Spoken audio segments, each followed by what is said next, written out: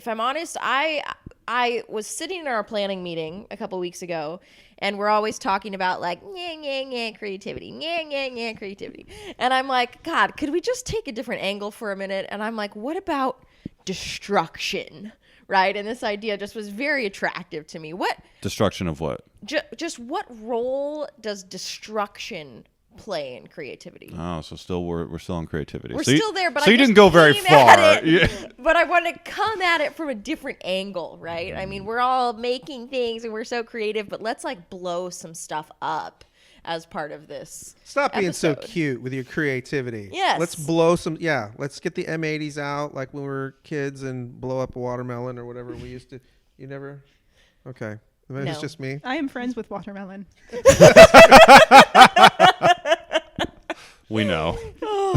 And it's weird when you're over there whispering at your desk. And is that the same watermelon for the last year and a half, or is it a different one? It's hard to tell. This is going to go in. I have a new, Derek and I have been coming up with this new concept of snack merch by Lacey J, and I am friends with watermelon might have to fit into that. That's fair. Potatoes. I love how you're slowly pulling everyone in this company out to work on your side projects involving snacks. Exactly. Like, no one's going to be available for work here because No. they're doing so much snack because my projects. snack brand is Lacey's going to Snack get to Empire. the point. Yes. There we go. So, destruction. The first thing I want to bring up is the concept of the law of thermodynamics, okay? So let's science this for a second when we're thinking about destruction's role in creativity. I'm just settling in here for Good. whatever's happening. Good. The first law of thermodynamics, also known as the law of anybody? Conservation of energy. Very good. Don't give me a smirk remark or there. No smirk remarks. Snarky remark, whatever. Don't do it. I see your face getting ready. The law of conservation of energy states that energy can neither be created nor destroyed. Energy can only be transferred or changed from one form to the other. So what that really means to us is if something exists and we destroy it, it's not gone. The energy, the heat, and the work that went into the creation of that just gets transformed or changed into something else. Let's try that with your snacks. Okay, so if I destroy your snacks, they just get transformed. This is true. You put into snacks in your rage. mouth and you destroy them, at which point they are then transformed. Then it becomes fertilizer, which then can make one of Krista's seedlings watermelon grow. friends. This is not what you My signed up siblings for. are not grown. So Mushrooms. thank you for Mushrooms taking my love it. science lesson and turning it into something wild. But let's be real for a minute. Destruction, I think, is a huge part of creativity. It has to play a role because we can't create and create forever and then everything will just be too full. And so things have to be destroyed at some point. So, Tom, Yeah. how does destruction play into your creativity? I mean, I think the obvious first answer is that, things have to be trimmed. You can't just build something up forever and then call it good. You build something up and that is a discovery process, and then you have to blow things up and kill your darlings and whatever to make something. We could probably talk about that for a few minutes, but I feel like that's vaguely self-explanatory.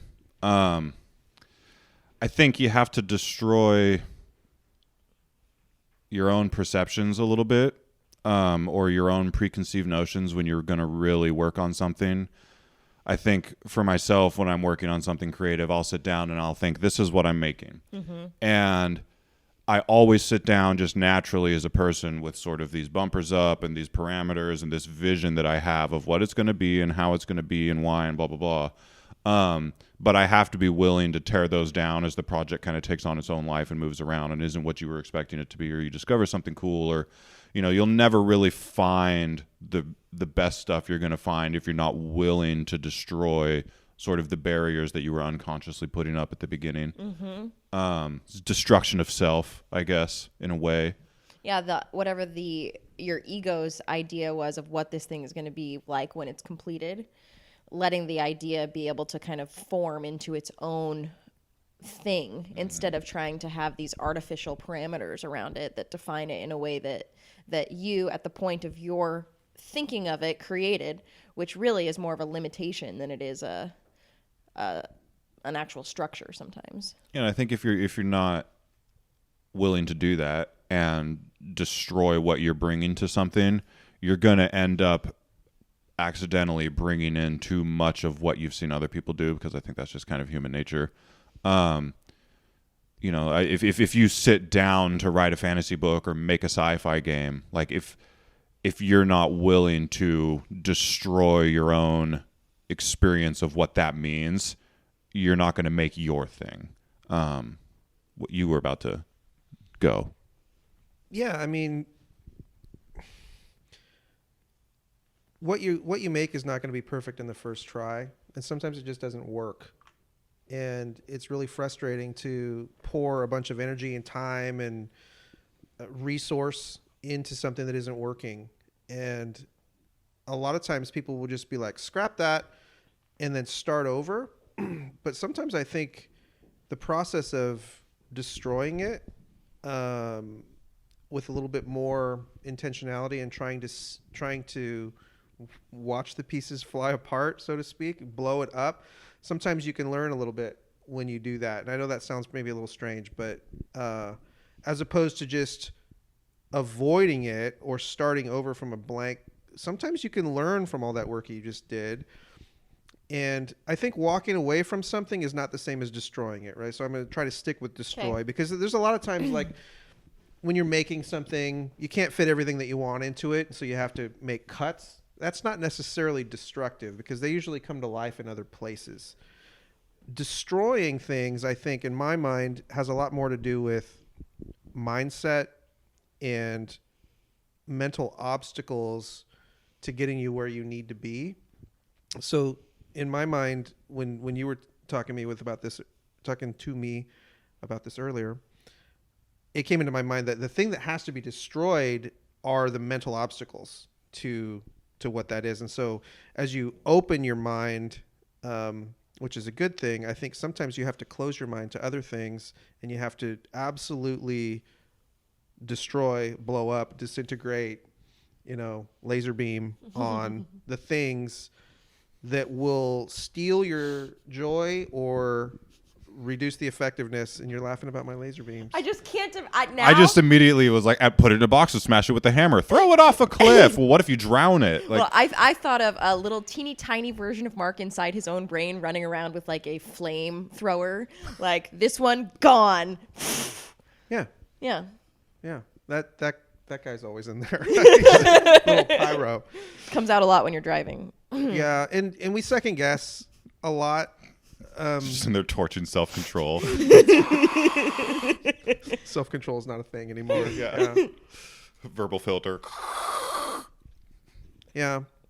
So, and I think that's one of the things that needs to be destroyed a lot of times is the voice in your head that tells you you're not good enough, or that people aren't going to like this. And, that's something that you could go ahead and hit the little Wile E. Coyote TNT box on.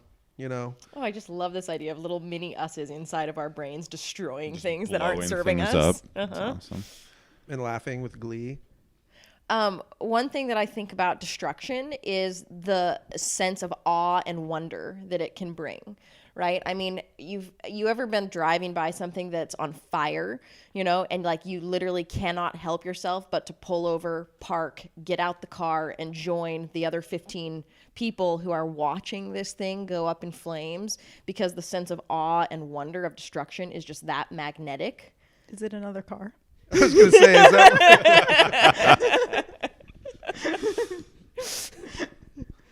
I think that there's also like something wild and free about destruction. Like, it feels like this force almost outside of you. And I think it's really healthy to bring that into your creativity and because we do get really precious about the things that we're making, and it feels like I made this.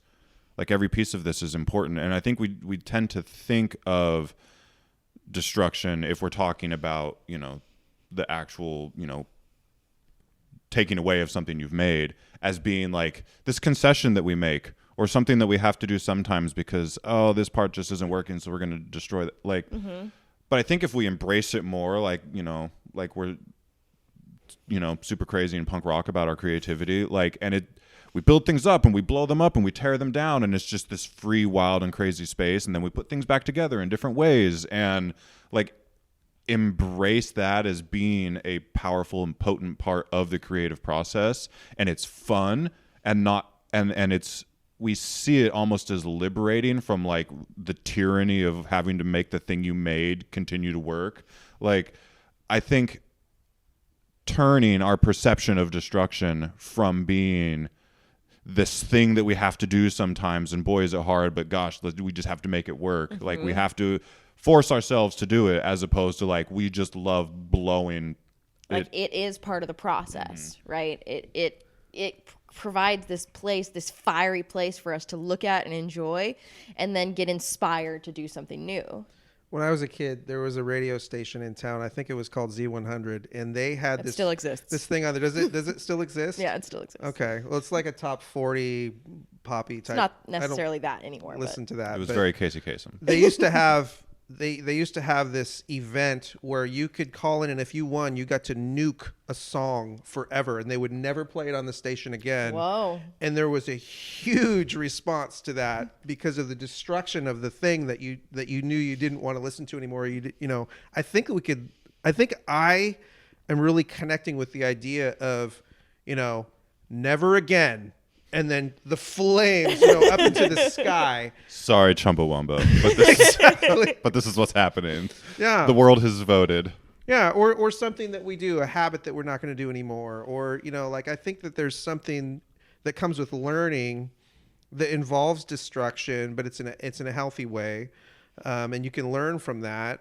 And I think you can also learn from other people's destruction, which is probably the best way. It's like, yeah, that's not going to happen to me. Right? Might be a little safer, yeah. Mm-hmm. It seems that way. Mm-hmm. I like to make ritual out of destruction. So at the end of the year, when my kids, like the teachers send home all the paperwork and stuff, we've done projects, it's poster boards and all sorts of things. But like, you can't keep that stuff forever. And so what are you going to do? Secretly throw it away when your kids aren't looking? That's not very respectful either. And so each year I've been doing these kind of, we burn it. You just have a glitter and glue bonfire. Basically, wear your N95 and burn some of it, like the big poster boards that they worked on and everything, because there's no place to store that forever. So we just say, okay, this is the end of the year. You're like, listen, the one you make next year is going to be better anyway. Yeah, so we got to make space for it. So let's burn it together. And what's interesting about any time that you do something that is a ceremony, I'm saying in quotes, or a ritual, is that it actually gives you a place to put the feelings associated with those things. Anytime that you're doing something or witnessing something in real life that represents an idea, it means, okay, I'm feeling these feelings of wishing this project still what it was, but I put those feelings here during this ritual, right? I watched that go up in flames, and the feelings that I'm feeling now, they belong there, and I can move on. Does that make sense? Definitely. It does. I feel like Krista's very mindful and intentional and like introspective with her process. And I'm curious if what she's talking about, like have you ever thought about destruction as being part of your creative process, or would you think of it in different terms that involve forest sprites? Or gotta work that in there somewhere. Yeah, I'm really connecting with what both of you are saying, like the idea of accepting destruction as a part of it, and I feel like that really frees you in it. It's like a relief. Like, for example, with those poster boards, I always put so much time and effort in and just like, extreme care into every aspect of projects like that at school.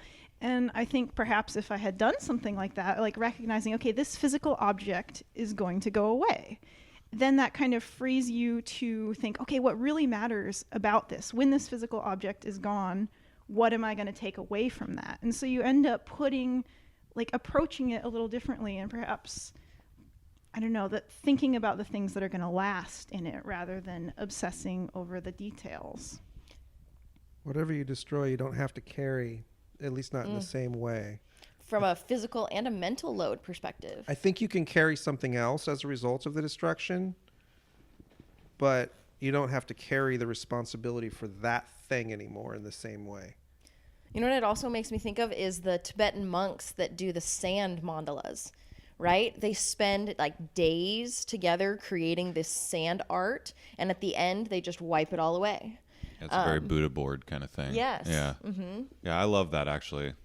It really changing your perspective on what you're making by focusing less on just changing where you're focusing, I guess, and focusing on the other personal things involved in making something and less on this end product. That's really interesting. Definitely, and it's a relief actually, whether through the end product, or just like from the process, knowing that there's going to be things that you have to let go of throughout it. I find it's like if you take that pressure off of you and you let go of the physical thing, you can really embrace the actual process. And you actually have a different perspective than the rest of us on this, in that if you're working on a piece of you do a lot of like actual analog in the world real media of art. And so like if a piece isn't working, you have to actually like destroy that piece or bury it in new layers or throw it away, which is very different from like making version 17 on the computer. Yeah. Do you feel like working in analog changes your perspective on destruction versus doing something on a screen?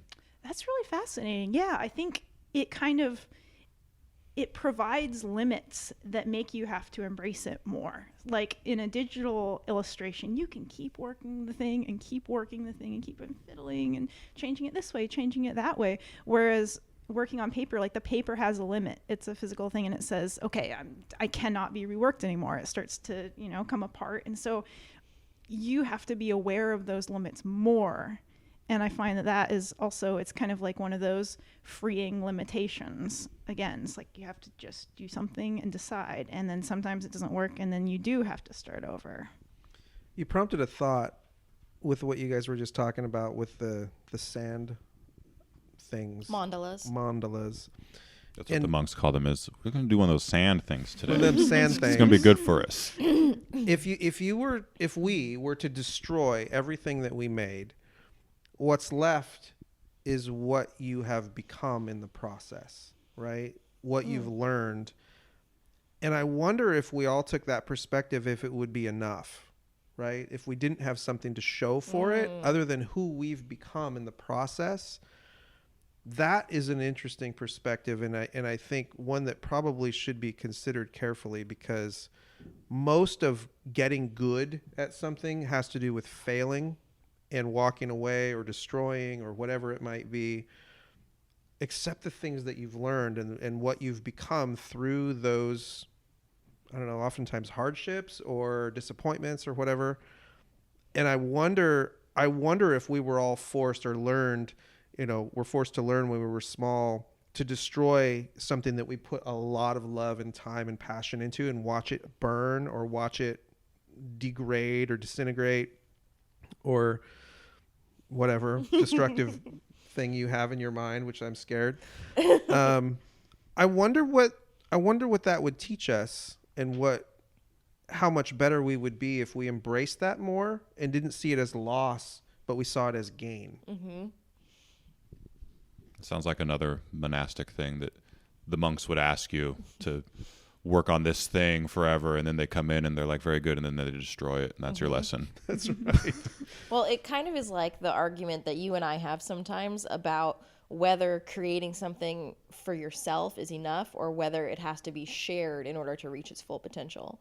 And I think that's almost, I liked hearing you talk about it, because you saying if you destroyed it and how you changed in the journey, is that enough?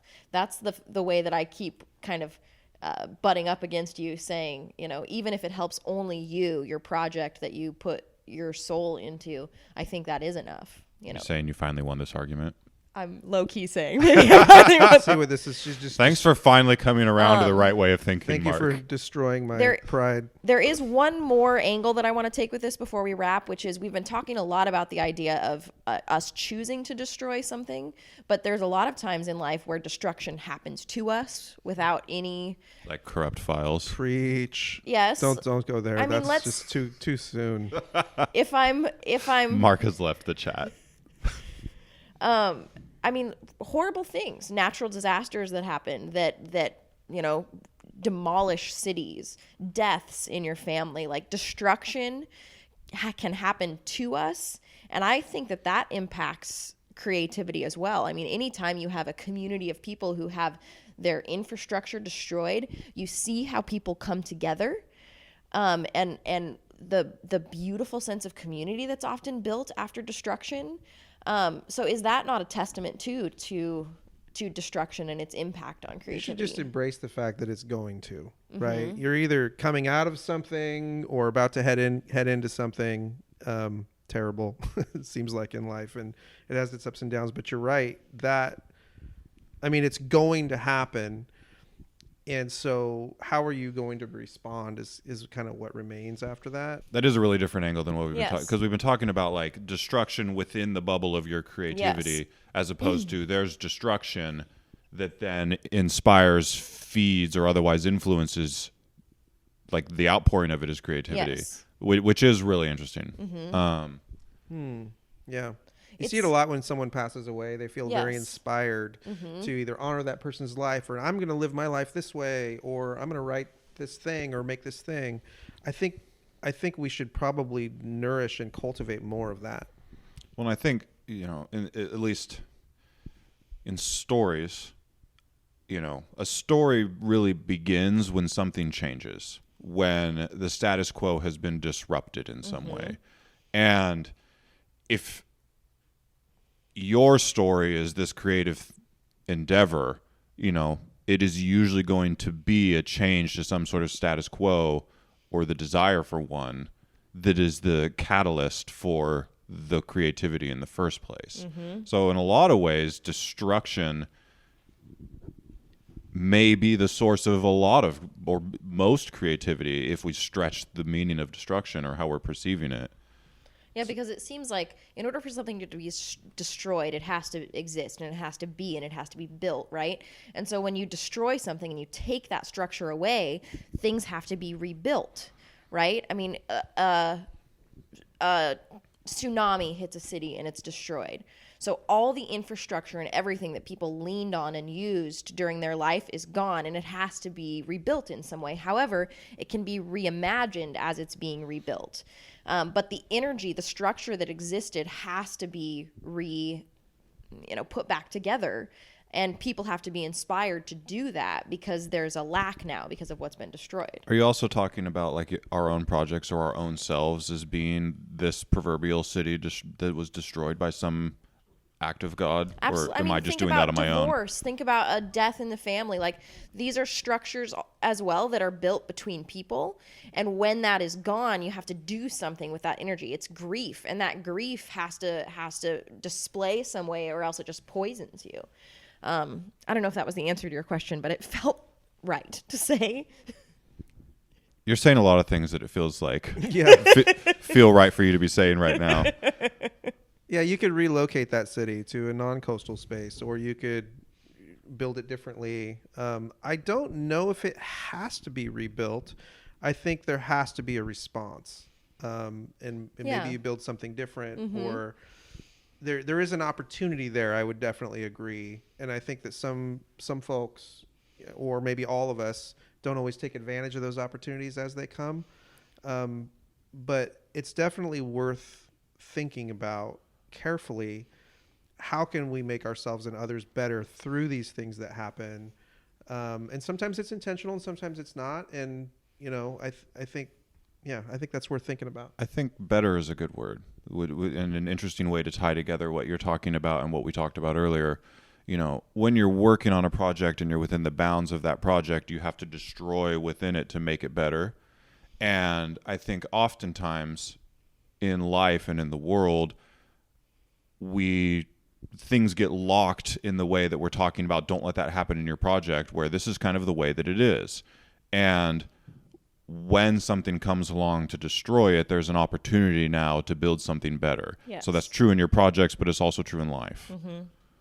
But there has to be the void of the breaking of the thing for there to be the space to build something better, I think. Okay.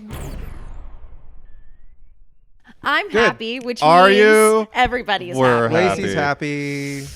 Okay, well, if you would like to order a tiny miniature mark with a flamethrower that you can put inside of your brain too, that will be available on orangenebula.com. Pre-orders. It's just this pill you take. There's just a little mark in there.